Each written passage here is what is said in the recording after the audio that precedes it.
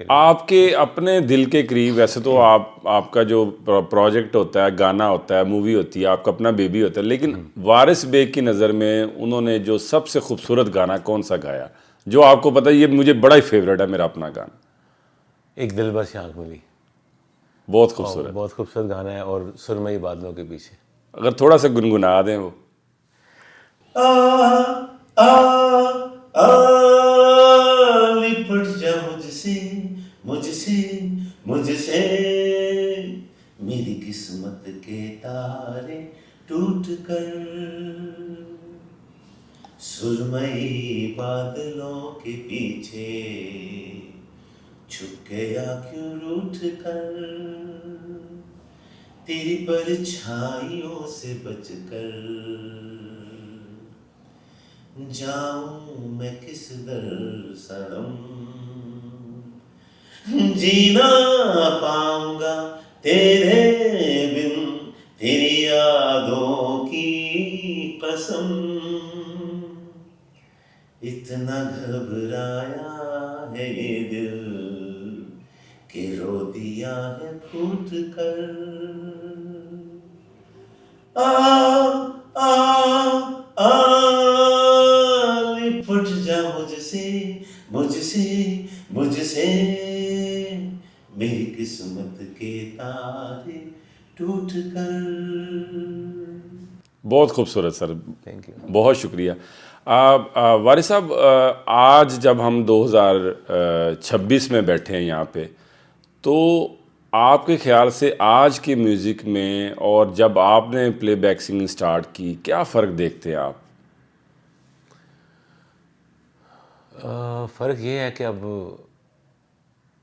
आपके पास बहुत ऐसी मशीन्स आ गई हैं कि आपकी आवाज़ को ट्यून कर सकती हैं। आपने थोड़ा सा बुरा गाया है, आप उसको रीडू कर सकते हैं। 96-7 में हमने 50 म्यूजिशियन में खड़ा होकर गाना होता था। एक बार उनके साथ गा दिया, फिर वो चले जाते थे, फिर हम गाते थे। तो तब वो ट्यून भी नहीं थे, ट्यूनर नहीं थे, और अब तो बहुत आसान हो गया गाना, बहुत ही ज़्यादा आसान हो गया।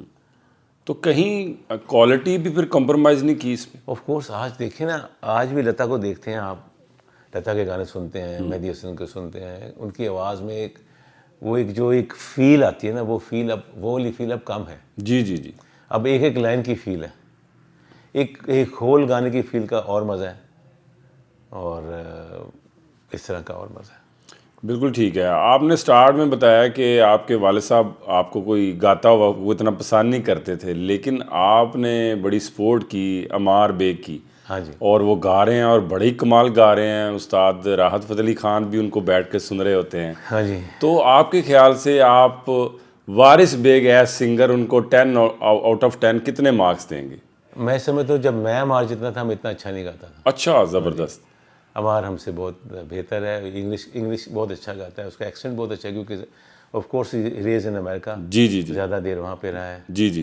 तो फिर उसको सपोर्ट है, मेरे वाले साहब की सपोर्ट मेरे साथ नहीं थी। जी जी जी। वो मुझसे लकी है हर मामले में, क्योंकि मैं समझता हूँ इस दौर का बच्चा है। और अगर तब तो हम पीटीवी के अंदर दाखिल होने के लिए पता नहीं क्या क्या जतन करने पड़ते थे। अब तो घर में ही आपके पीटीवी है, बिल्कुल ऐसी। आपने अपना गाना रिकॉर्ड करना है तो वायरल हो गया तो आप हिट हैं। सिंपल है आजकल बहुत ज़्यादा। बिल्कुल ठीक है। आपका फेवरेट सिंगर कौन है आपके ख्याल से? हम अगर लॉलीवुड की बात करें, आपका फेवरेट सिंगर कौन है, और बॉलीवुड में आपका फेवरेट सिंगर कौन है? लॉलीवुड में तो मेरे बहुत ज़्यादा लोग फेवरेट हैं। पुरानों में आबदा जी हैं, नूर जहाँ साहबा हैं, अहमद रुश्ती बहुत अच्छे थे। जी जी। इखलाक साहब। हाँ जी, वो बड़े अच्छे थे। फिर सलीम रज़ा, हमारे पास बहुत अच्छे अच्छे सिंगर रहे हैं।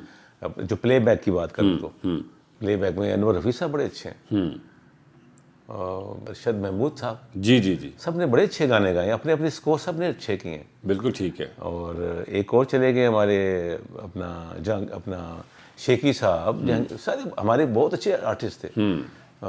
स्ट्रिंग का वो जो है अपना शफकत अमानत अली, शफकत साहब बड़े अच्छे हैं। तो ये पाकिस्तान में बहुत अच्छा टैलेंट है। इनको बस ये है कि इनको वो वाला नहीं मिला, अपना सजाद अली बिग नेम, उनको वो जो है ना प्लेटफॉर्म नहीं मिला, जैसे इंडिया में एक बहुत बड़ा प्लेटफॉर्म है, जी जी तो ना उनको वैसी कंपोजिशन मिली, ना उनको वैसी वो चीज़ें मिली।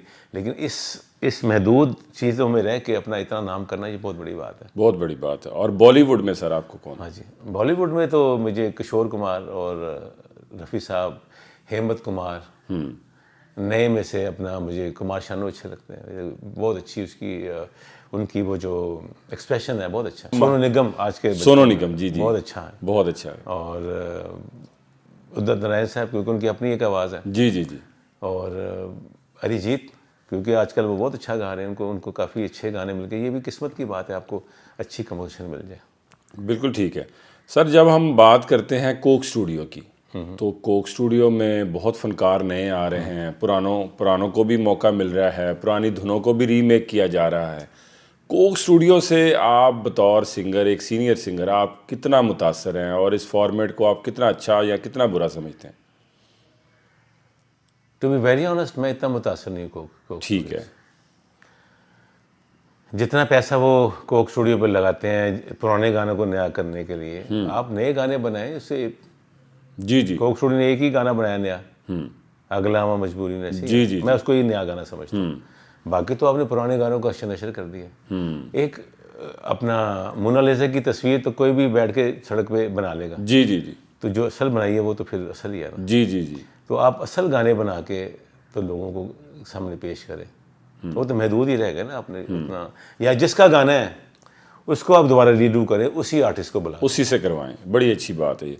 लेकिन सर इस पे आप वारिस बेग साहब ये नहीं समझते कि हमारे पास नौजवानों के पास मौके नहीं है? अगर एक प्लेटफॉर्म उसमें बना कौन सा ऐसा नौजवान आया जो गरीब घर से आके तो वहाँ पे चला गया? सारे पर्ची वाले सिंगर ही हैं वहाँ।